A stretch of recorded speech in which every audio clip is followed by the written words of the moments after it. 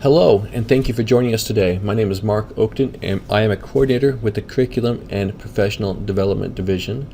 You have my contact information there on the screen at Twitter and through email. Today we're looking at how we can help students use video production as an instructional and assessment and basically as a learning tool. This presentation is being brought to you courtesy of the Clark County School District's Blend Ed Digital Learning Initiative. Again, thank you for spending this hour with us, and I sincerely hope that you can find some information in this presentation that is useful for you and which you can apply in your classroom immediately with your students. In order to get credit in Pathor for attending this webinar, there are a couple of things that you must do. First, you have to view the entire webinar. Now, because I do have the webinar, if you're viewing it in the Google Classroom, playing back through Edpuzzle, you are unable to fast forward through it, which helps us to make sure that you viewed the entire webinar. Second, you must answer the questions that pop up throughout the presentation. And finally, please make sure that you complete the exit survey, which will become available at the conclusion of the webinar. Attendance will be recorded in Pathor in the near future. Please email me if you have any questions about this.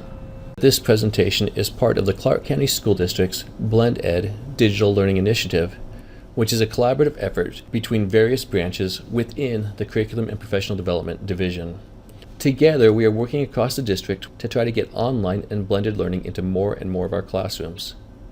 When we're talking about the district's Blend Ed initiative, what we mean, we're looking at combining the best elements of face-to-face instruction with the best elements of online and digital learning. Instead of talking about blended education in the Clark County School District, we talk about Blend Ed. In Blend Ed, we are looking at three key elements: the digital curriculum, the guided instruction, and the authentic assessment, or what we call the CIA of digital learning. If you think about it, all classrooms are designed on these three elements: curriculum, instruction, and assessment. You can't do any of them without the other, and they should have an equal balance in every classroom. However, this does look a little bit different in the Blend Ed classroom. Remember that Blend Ed is a mixture of face-to-face instruction and digital content. Imagine, if you will, a triple Venn diagram. Each and every day, we are somewhere within that Venn diagram. Some days we're more involved with content, and other days we're more involved with instruction. The spot we're aiming for is where the curriculum, instruction, and assessment converge. Let's have a quick look at our agenda for today. We're going to look at why we should have students produce video, looking at the process of producing video from storyboarding through drafting, planning, filming, revising, publishing, and some additional ideas for video production. But first, I think that we need to address the metaphorical elephant in our webinar, and that is cost. Does producing video require a significant investment in resources to get the equipment? And the answer to that is no. Chances are you already have what you need, as you do not need expensive cameras or devices to begin having your students produce video. Whether you have a single iPad in your classroom or a classroom full of MacBooks, your students are able to produce video. I know that when I talk about video production, most people's minds go immediately to the Hollywood-style production that somebody like George Lucas or Peter Jackson, with high-quality special effects and dramatic action, something that they might produce. If this is the case, be ready for disappointment. That would be like expecting our kindergarten students to write War and Peace. It's just not going to happen. On a more realistic level, it has become so easy with the tools that are now available that even something like a PowerPoint presentation can be converted into a video. I want you to think like Hollywood. Not every script gets produced. Not every piece of student writing needs to be produced either. Collaborative projects make great vehicles for production. Collaborative writing makes it possible for students to create something of substance at any level. So before we get into the how of having students produce video, let's talk about the why. First of all, student video production presents an instructional shift for us. Hopefully this shift in instruction from teacher-centered lecture with students as passive recipients to student-centered inquiry and discovery with teachers as advisors, mentors, coaches, guides, and facilitators, which we know works best for real learning, is happening in the classroom. Video production can aid in this instructional shift. This shift towards what they call a constructivist classroom, in which students build their own understanding through both real and virtual experiences, makes students aware of their own learning. This awareness can shift the responsibility of the learning to the learner. I recognize that this is often an instructional shift for teachers. It's really easy to be the sage on the stage, the holder of knowledge and the giver of answers. But that's not what we're talking about. We're talking about putting students first here and helping them to be active learners. It's about lighting that proverbial fire under the students and inspiring them. Additionally, technology facilitates and makes both formative and summative assessments easier and more usable in making instructional decisions. Student-produced video can and should be used for both formative and summative assessment. And what is it that you're assessing? Of course, it's the standards. We cannot forget about Nevada Academic Content Standards. If you're watching this and you're not in Nevada, you can't forget about our Common Core State Standards. Technology enables us to reach and is even embedded in our content area standards. The NVACs require the use of technology as part of instruction. References to multimedia run through every grade in the Nevada Academic Content Standards or Common Core State Standards, especially in the writing and speaking listening standards. Consider Writing Standard 6 at every grade level. The College and Career Readiness Anchor Standard number 6 for writing says, use technology, including the internet, to produce and publish writing and to interact and collaborate with others. Remember your purpose. This is not technology for the sake of using technology. The technology is the vehicle which we can use to reach that standard. And when you stand to get discouraged, because there is a learning curve associated with the use of technology, remember that practice with the tools makes perfect. Engagement, fun. Students are motivated and engaged when creating video. That's one reason why we should use it. It offers the elements of choice and voice that are often missing from our classrooms. We all know that learning cannot happen when an audience is disengaged, disinterested, and distracted. With that said, to me, engagement should not be a goal, but really it's a byproduct of making that instructional shift that I spoke about. When students are engaged in high-quality, rigorous, standards-based instruction, it is inevitable that they are going to be learning. As well, we have to be very cognizant that we are providing the opportunities for all, where have you seen that all before, Nevada teachers? We're providing opportunities for all students in all schools to be prepared to participate in the global digital economy. One of the noble goals of education is to level the playing field, so to speak, to provide equity and opportunity for all students. Economically disadvantaged students, through learning how to effectively use technology for productive tasks, such as producing videos, become empowered and upwardly mobile, allowing them to pull themselves out of poverty. A vital part of promoting equity is providing access to the technology and resources that non-economically disadvantaged students already typically have access to, even if they don't know how to use them appropriately. It is not ability that the at-risk students lack, it's access to the resources. Most importantly, we are giving all students access to more than simply what the teacher knows. No longer are students limited in their education to the knowledge or experience of their teacher.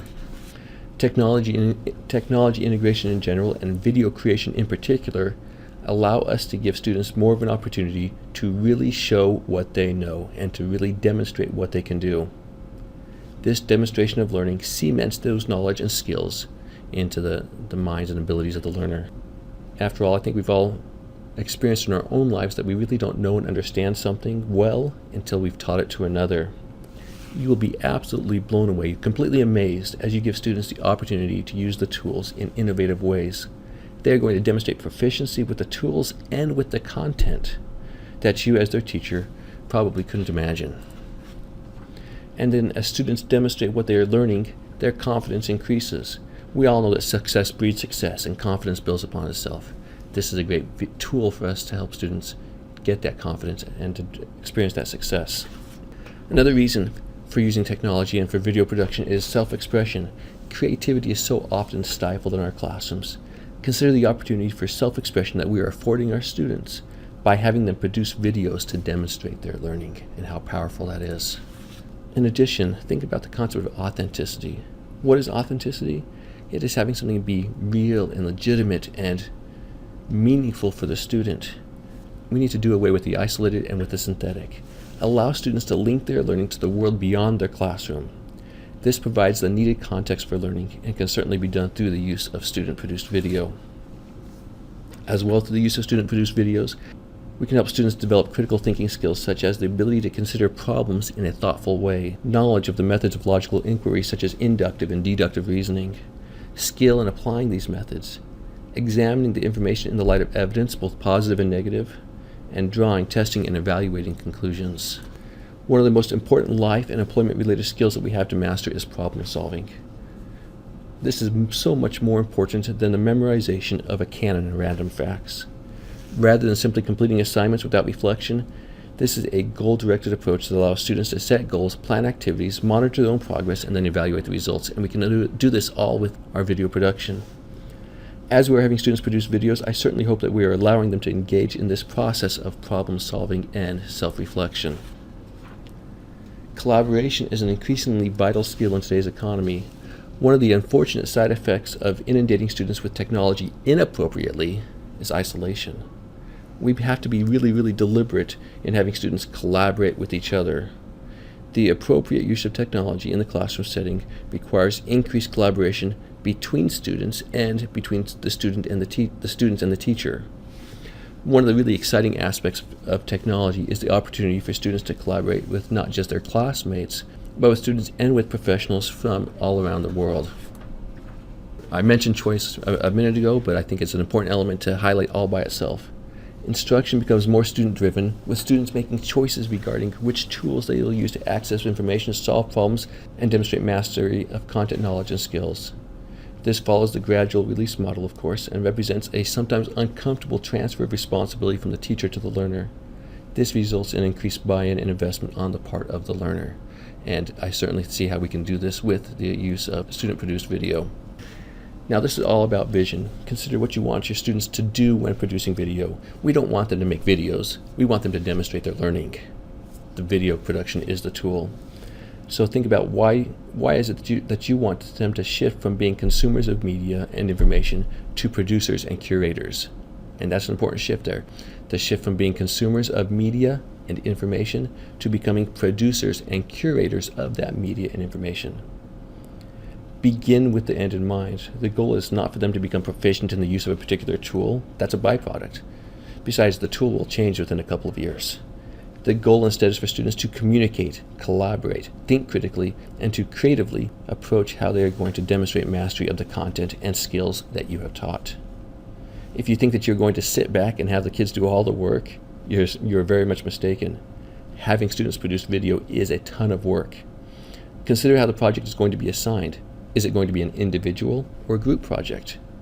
If it is going to be a group project, how are you going to make sure that the workload is distributed fairly and equally? How are you going to make sure that students in a group in which one or more individuals drop the ball are not penalized for the actions of others? Classroom video projects teach students to plan, organize, write, communicate, collaborate, and analyze. Using video may range from a simple recording of a student oral presentation to producing an original short film. Regardless of how complex or simple, consider the steps to ensure that your students create thoughtful final products that demonstrate their learned skills and knowledge rather than just have flash without substance. I like this image just to reinforce the purpose behind technology use. Again, the technology is the vehicle, it is not the destination. So, to summarize why we're using tech, we can use video creation to tell a story. We can combine different media, video, audio, still images. Students will be able to retain what they learn.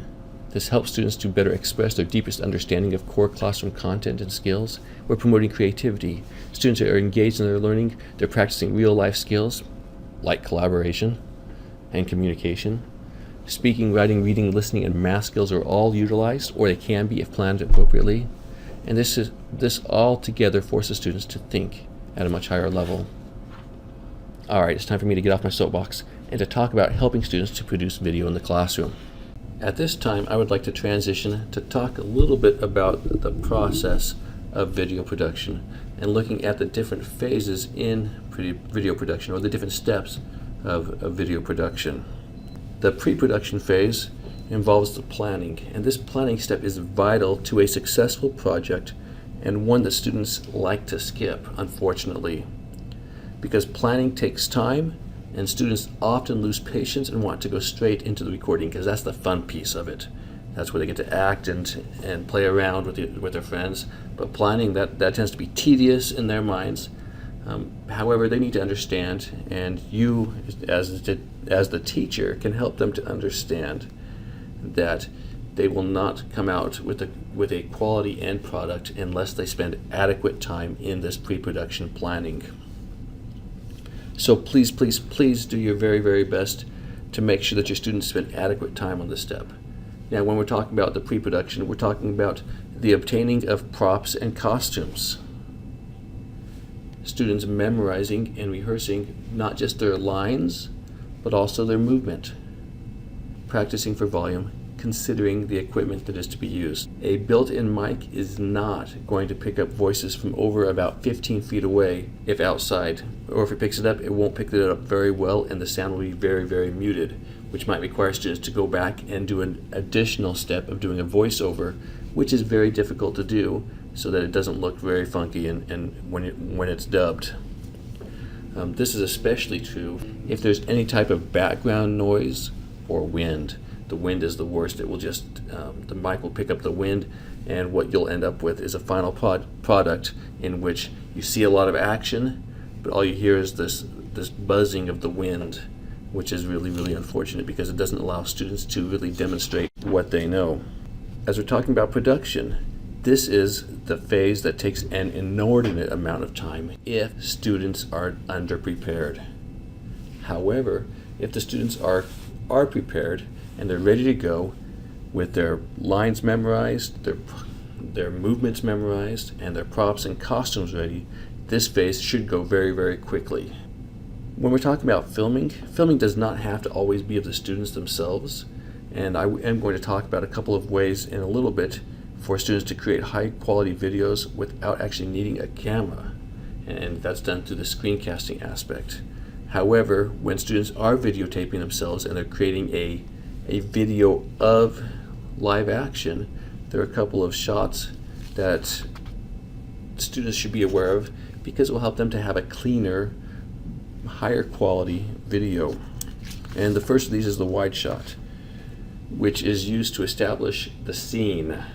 It shows the location of characters and any objects in relation to one another, so that's hugely important. The second is the medium wide shot, which is from the waist to the top of the head, and we typically see this used in shots that involve dialogue. Now, I've seen lots of videos where somebody is standing doing the wide shot of a scene, but you have two characters who are just in a small part of the scene having the dialogue, and you don't get to see that interaction, the conversation as well. You don't get to see the facial expressions and things like that. So when there's dialogue, it helps students to use and apply that medium wide shot. And often a very effective tool is to use the close-up, which is the top of the from the shoulders to the top of the head of a single character. And this is really important to help the audience connect emotionally with that character. And obviously I recognize that our students are not creating Hollywood-style productions that are going to be published to a global audience or produced for a global audience, but they can do these little small things that will help improve the quality of their production. So now let's see a couple of examples, and I have to give a shout out here, some kudos to Chris Justice, our Nevada Ready 21, one of our Nevada Ready 21 project facilitators, who has put these slides for you together, some video clips that he's actually created, which are useful in understanding these different types of shots and some of the things that we're going to talk about following this. So here's a video with no sound explaining the three shots that we just talked about.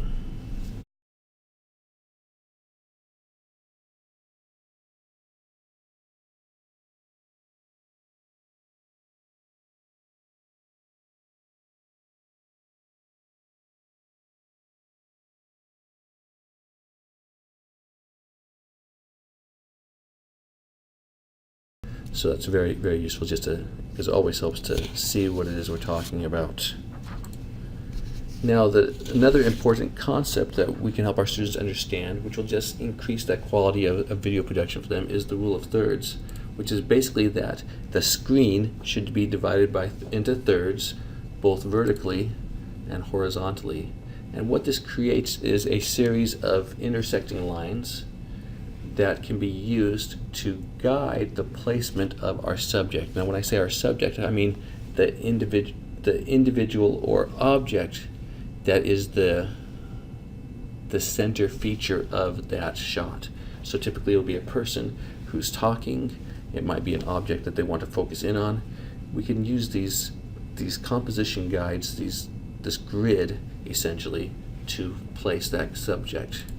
For example, here I have an image of a woman who, and you notice with the placement of her eyes that they are actually on different sides, both vertically and horizontally, of these lines, and that is key to being able to put her in the right position. Imagine if this lady were all the way to the left, and maybe in that middle square on the left, and how that creates a lot of dead space. But because she's facing to the right, we can see her. She's looking to the right. You always want to have your subject looking towards the open space of your shot, rather than looking off to the side that the audience can't see, and have those, try to focus, put the eyes between, or put the grid lines between the eyes. Another example here, because we want this individual looking straight on, so that way it looks like she is looking at the audience and making a connection with the audience. You are looking into her eyes, and because the eyes are the windows of the soul, we're able to see her head on, and she's looking right at us, and make that personal connection with this close-up shot. And notice that line intersects her eyes. And finally, we have this other gentleman who's also in a very pensive pose, looking off to the left. We have his eyes right on that horizontal line, but being intersected by that vertical line. And so that is an important concept that we can use with our kids to help them at least improve or be deliberate about their the placing of their subjects as they create any live action videos. Now, this concept also applies to motion. When the subject moves, we want to leave that buffer space in front. It's always a little awkward whenever a student's recording motion and that person is walking and they are right at the very edge of what's being recorded, so you cannot see what they're walking into. You want to have a buffer where you can see what they're walking into, not what they're walking out of. It's not important where they're coming from. What's important is where they're going. And so we'll take a second to watch this as well.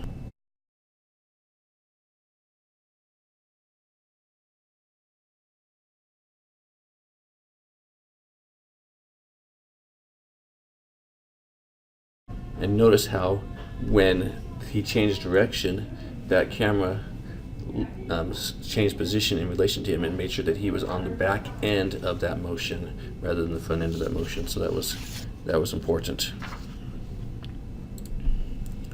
Now let's talk about the post-production, because this tends to be where a lot of our students get lost. It's very easy to get lost here in the post-production, because this involves the sometimes tedious tasks of editing our video. And the task of a movie can seem extremely daunting. I do have to say that there are a number of free and paid app-based and web-based tools that really can make it easy for students and adults to create, edit, and revise video. And to me, really, this process of post-production is not any different than any other assignment that we might give.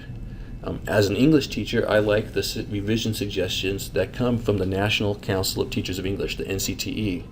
And so I'm going to just share these with you. And first, it encourages the writer to set their piece of writing down for a short time, and that's important for our students. It's kind of hard if they're procrastinating, waiting to the very last minute, but they have to walk away from what they're creating, then come back to it, pick it up again, and reflect on some of these questions. I'm going to share a few of these questions with you. Is the purpose for writing, or in this case, for video production, clear? Have I considered the questions and concerns of my audience? Being aware of audience is a key piece for effective composition or video production. Have I written or produced a video in the form and style appropriate for this genre of writing? For example, does my book review look and read like a book review?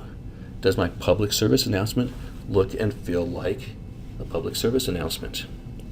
And have I included sufficient examples and supporting details?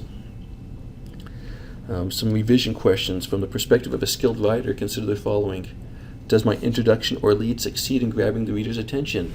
I think that's obvious how that applies to a video that's being produced. Does my conclusion successfully bring my writing to a close? Or does it successfully bring my video to a close? Or does it fail to wrap up and leave me feeling like there's loose ends? Is there effective organization from beginning, middle to end? Is there quality flow? And have I organized my ideas in a way that makes sense to the reader or the viewer?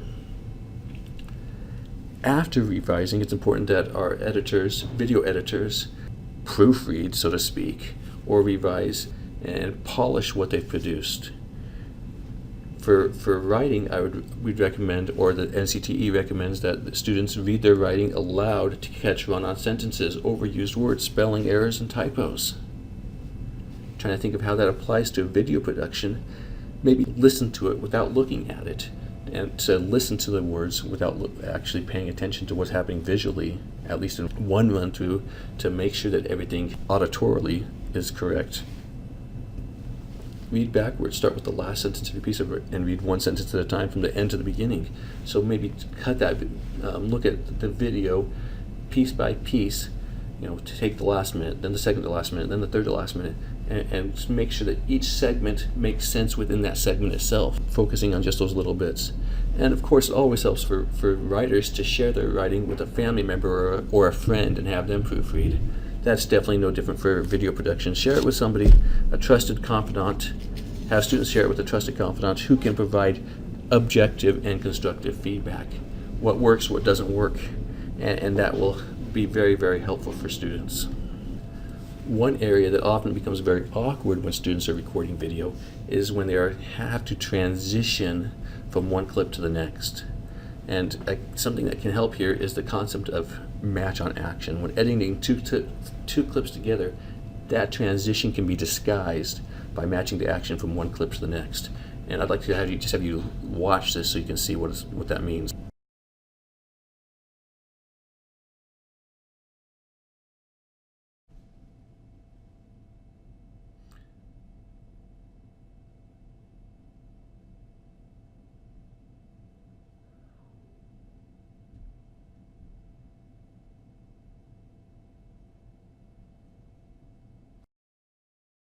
You were able to see how the transitions, whenever there was a transition, they didn't record from the same location. The camera was in a different spot. So there was a camera outside the door watching him start to open the door. The next shot, the camera was inside the door watching him come through.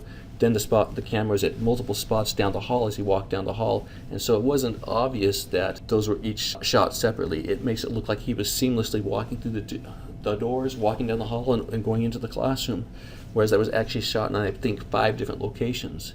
And so whenever there's a transition, you can use that match on action to make it look like it is one solid, one continuous motion, rather than multiple isolated or separate motions. Much more effective than trying to match on dialogue. That is tough. Or trying to match in a setting where characters are talking, and you have to edit it and trim it, and all of a sudden the characters have moved even ever so slightly. You can't match that, but you can match action very easily by simply moving the camera and having it pick up from a separate spot. So if you have to do a match on dialogue, I would definitely move the camera and not have the camera in the same spot.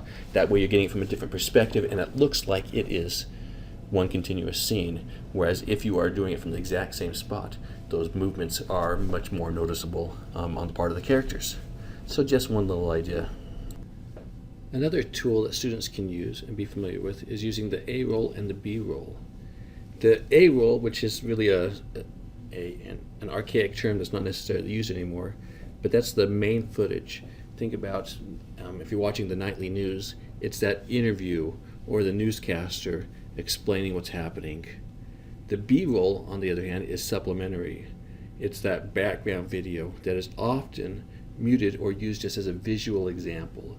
Now, students, when they're creating video, can also use the A-roll and the B-roll. They don't have to have the same shot all the time. They can have the audio from the A-roll going, while it goes to a B-roll video, which is visual only, and that is related to what they're explaining. And that's something that they can use. And it's available in pretty much any video editing software. Will have at least 2, if not more, layers of video that are available. Now what I would like to do is to walk through a demonstration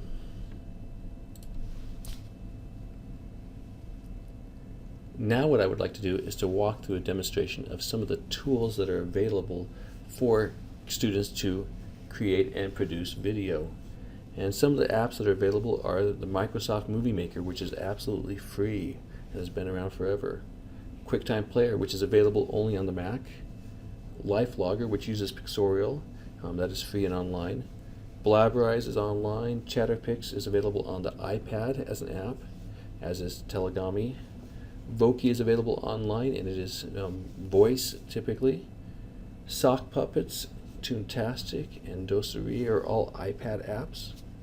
Explain Everything is a paid iPad app. Powtoons is available online.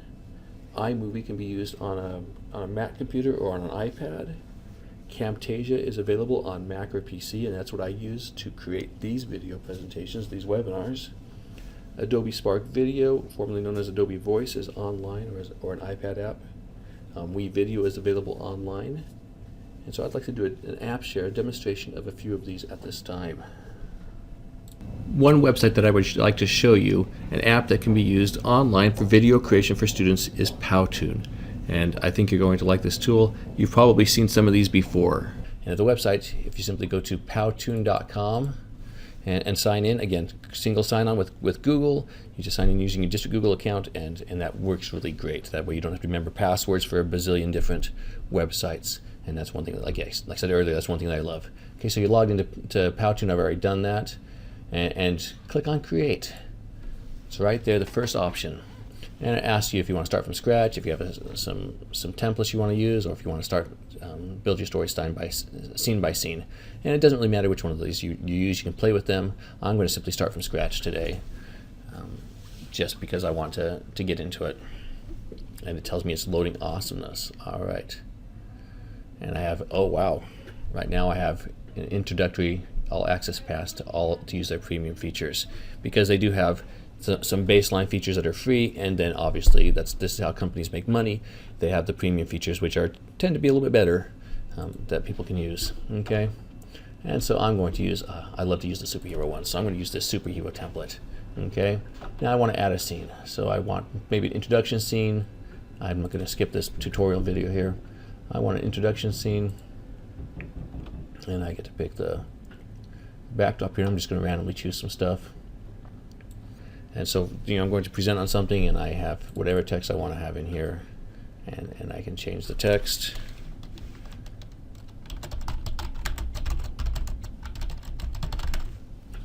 And it is really not quite what I want. I want to change the text size here.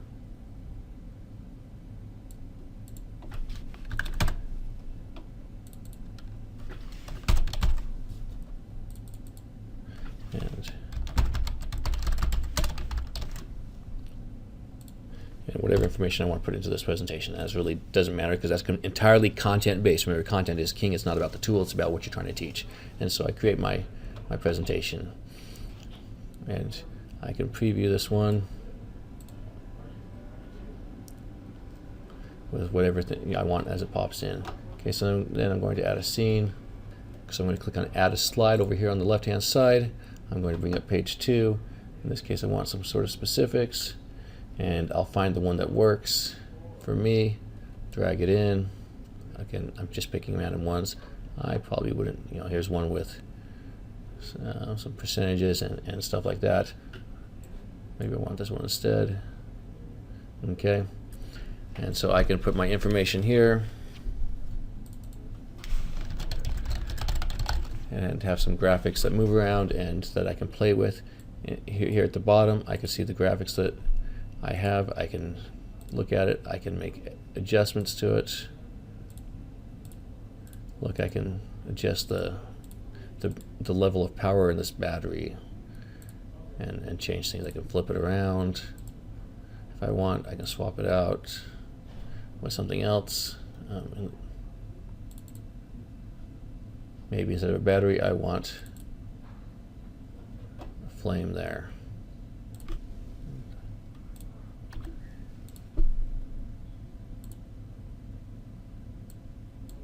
Okay, and I can do all sorts of things with it that I want to do. I can even adjust the color.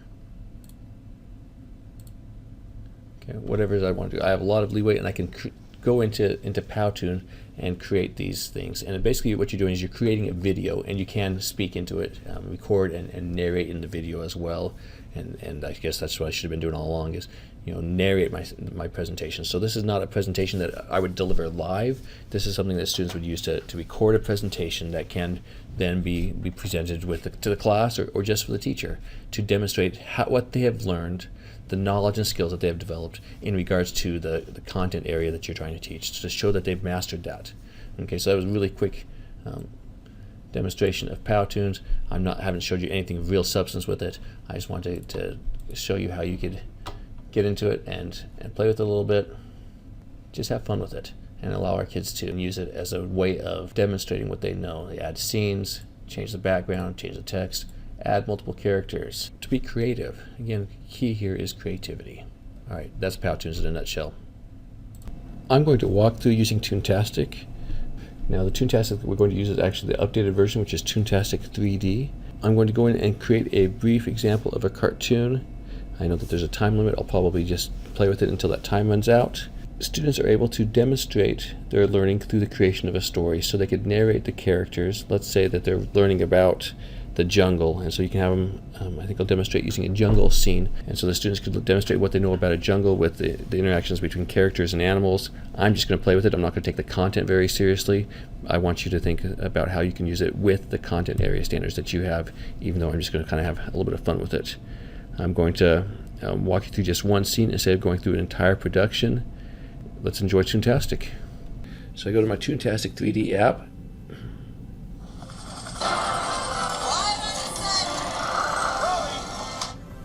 Turn that down just a little bit for you.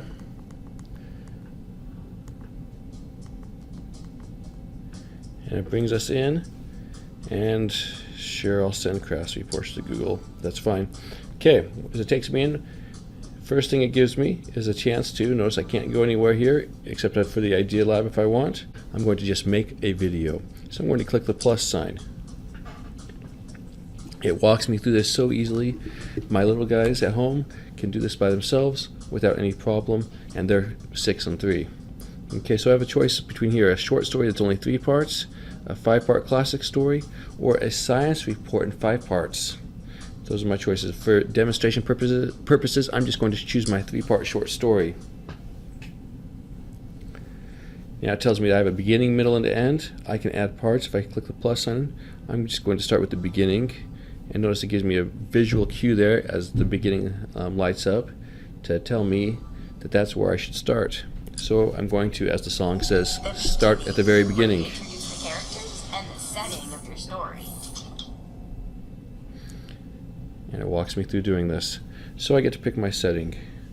Now I always like this Explorers, Tunics Temple for Explorers. It's a lot of fun to use, so I'm going to use that one. Okay, so now I get to add my characters, and it gives me a choice of characters here. And it has some different categories. I have city, space, explorers, which is what it automatically brought it to because this explorers setting was the one I chose. I have pirates, Atlantis, spy, spooky camp, air punks, and of course I can draw my own. I'm going to stick with the explorers just because they fit the scene that I have. So I'm going to choose Mindy, Oklahoma. Maybe I want, definitely if I'm having a temple scene, I need a snake and a cheetah. And let me go back here, and I'll have this gentleman here. Alright, so I have 4 characters that I'm going to use. I hit next. Now I'm going to place my characters in the scene. Now one of the neat things with Toontastic 3D that's different from the original Toontastic is this scene is quite large. So I can move these characters to different spots. So I'm going to put this cheetah or jaguar over here. I'm going to put the snake right there. This gentleman up here, and my main character is going to be right here. Okay, so I placed my characters where I want them. Now you notice the start sign at the top keeps flashing, telling me that I need to click start. So I'm going to click start, and I'd have multiple students do this. It makes sure that it asks for access to my microphone. I select OK. It gives me a countdown here, and I start telling my story. And this person walks over here. She can swing away at the spider, and then go past it. And then we see the snake, and the snake decides to run away, and she follows it, and it continues running away, and then falls off a cliff, and she follows it, and then comes up here, goes across the drawbridge, and jumps over this part to find her friend who's been looking for her.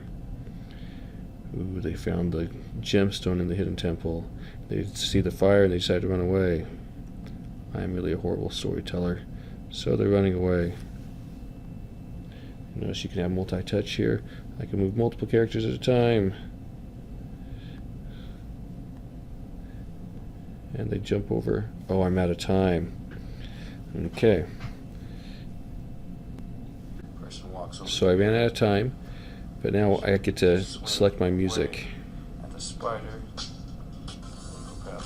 Maybe I want my music to be victorious. Probably loving when it works. Spunky, maybe. How about tense? Anxious. There we go. I'm going to have anxious as my music background. Hit the check mark. And now scene 1 is done. I go to scene 2, and then scene 3 to have the end of my story, and I can produce that. So this is what the students can produce using the Toontastic 3D app on an iPad.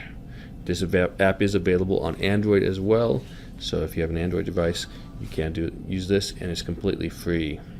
I click on Finish. I give it a title.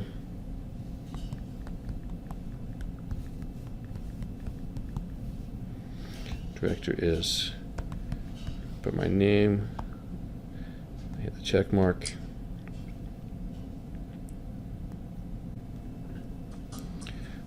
Okay, and then I'm given the opportunity to export it. I can edit it and go back and change it if I want, which I would probably do because I used my time up, so I can go back and change that the beginning.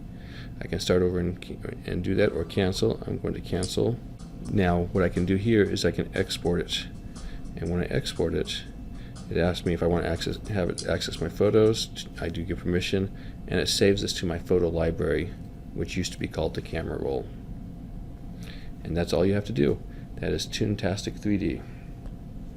Okay, so I'm going to do an app share of how to use iMovie on the iPad for creating a video, and it's pretty much the same regardless of what video editing software you use, whether it's on an iPad or a PC or a Chromebook, if it's something that's online or on a MacBook. It really doesn't matter. So they all operate the same. So I'm going to go to iMovie and create a new movie by clicking the plus sign. I'm going to click on the movie project here, and I want to create a new movie, and I'm going to use video that I've already recorded. So I'm going to pull this video that I've already recorded. I've got to pick some old video of my little guy who is going to town in his bouncer as a real little guy a few years ago. So I'm going to go ahead and click on that and create a movie. Okay, so I'm going to bring it in by clicking the plus sign here and dropping it in. So now I have this 50-second video of my little guy bouncing in his walker with my other little guy who just wants to be on camera. Okay, so I can play through it and listen to the sound and do all of that. Well, I might want to go through and edit it, and maybe there's something that I just want to get out of there, like my photobombing child here.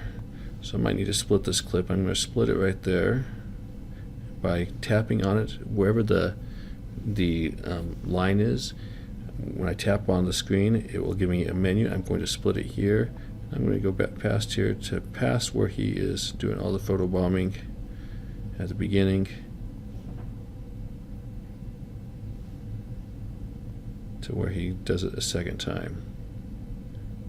Starts coming in right there, so I'll tap it again. I want to split that, and I need to get rid of this scene, so I'm going to simply grab it and throw it away by sliding it up. And on iMovie, on the iPad, it automatically closes the gap. In video editing software that's online or on the computer, typically does not. Alright, now maybe I've got this section here with him bouncing up and down, which is quite funny. I want to change the speed of that, so down here in my action I can change the speed and make him bounce at a rabbit speed twice as fast, and just for fun. You can see what that looks like. And it speeds up the audio as well. That only sped up that little clip there. It did not speed up the back end clip. Now sometimes we need to have something other than just video. We need to have titles. I probably want to have an image, so I'm going to add some more media. I'm going to have, let me find a random picture here. Okay, so I'm going to find a random image here, and I'll have one of my Pyromaniac son right here at the beginning. And now I'm going to use that as an image. Now notice with the image there automatically is some. If I tap on the image, it brings up this menu. I'm going to give it a chance to use this image to create my titles. And I can choose the different titles, and I just tap on the text, and it allows me to change the title, and I can do that and be done with it. Okay, so now if I preview it, I can see that it's going to put in that information. I can throw in transitions. Maybe at the end of this I need it to transition. To do the transition, I'm going to go to this little square between my two slides and put in an effect. So I'm going to dissolve out and dissolve in. Now if you watch the transition here, you see how it seems very seamless, but there's a dissolving in and out. I can make that a little bit longer so you can see it better. See how one faded in and one faded out, but they were going at the same time. So we can do transitions. I can turn off sound effects during that transition as well.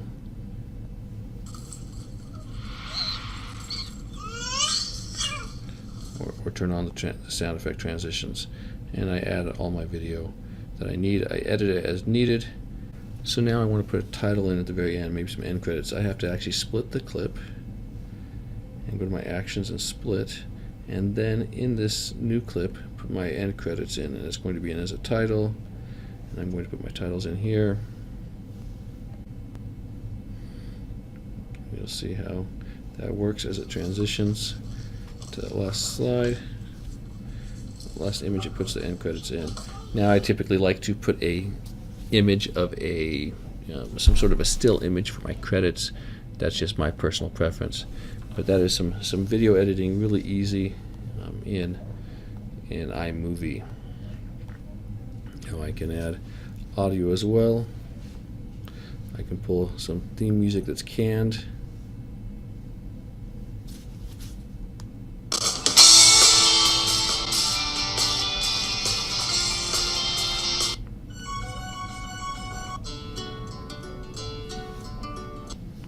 I can pull sound effects in if I need to.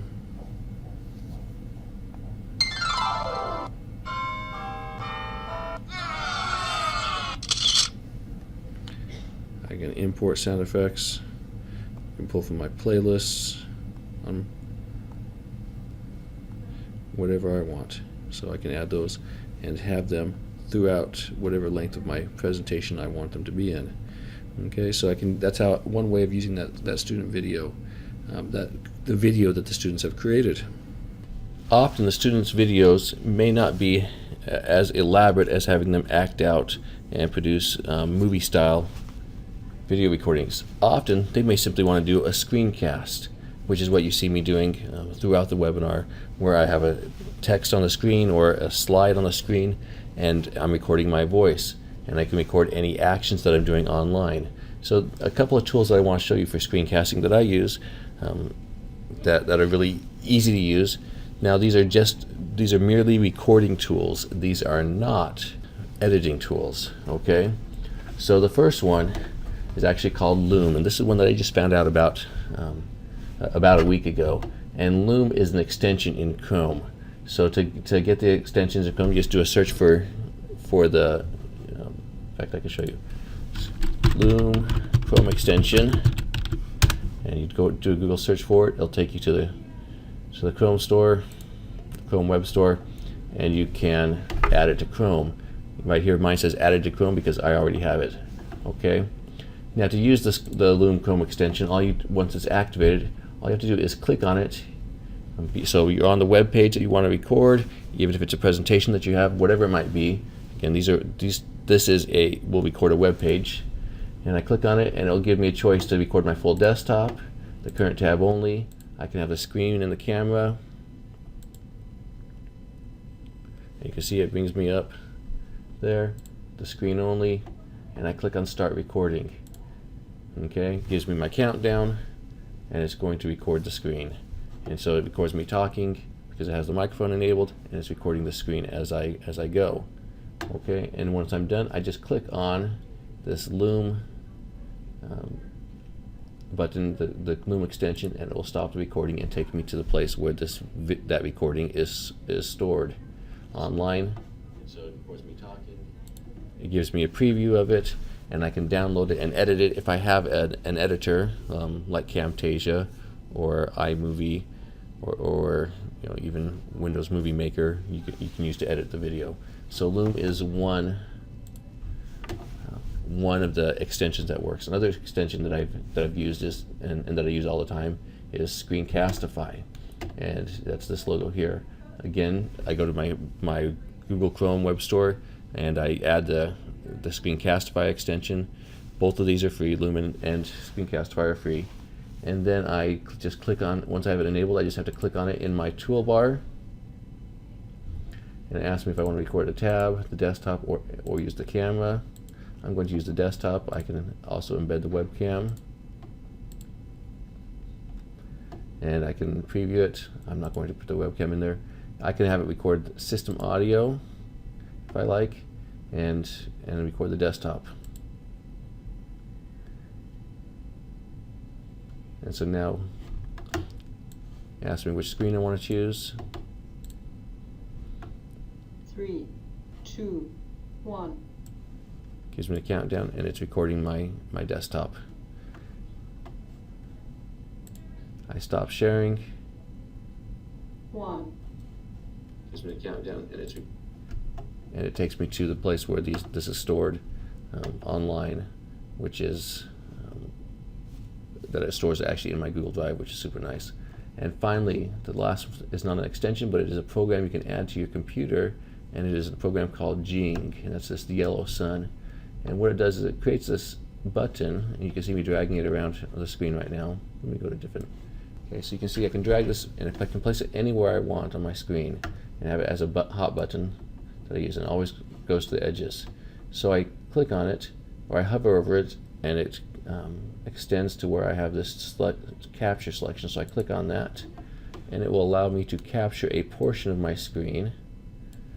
And I use Jing daily, typically just to capture an image, but I can also capture video. So I click on that. It tells me my mic's on. It's counting down. If it's the first time you're setting it up, it actually has you walk through your mics, and so now it is recording just what is within that area there.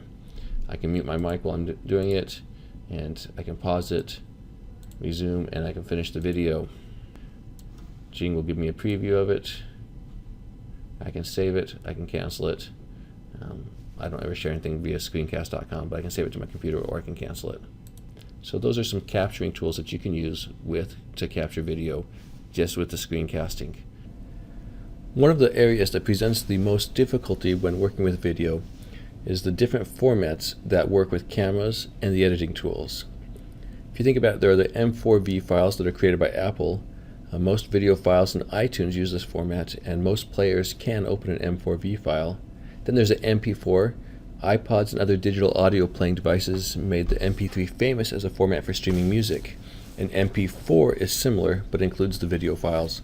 This is a universal file format that works with all types of players and editors. The MOV files. QuickTime Video creates MOV files. These files work best if you are using iMovie for editing. However, they are often slightly larger in size. The WMV, which are the Windows Media Video files, developed by Microsoft. These used to work only on a PC. However, downloads such as Flip for Mac converts WMV files so they can be viewed or edited on a Mac and an iMovie as well.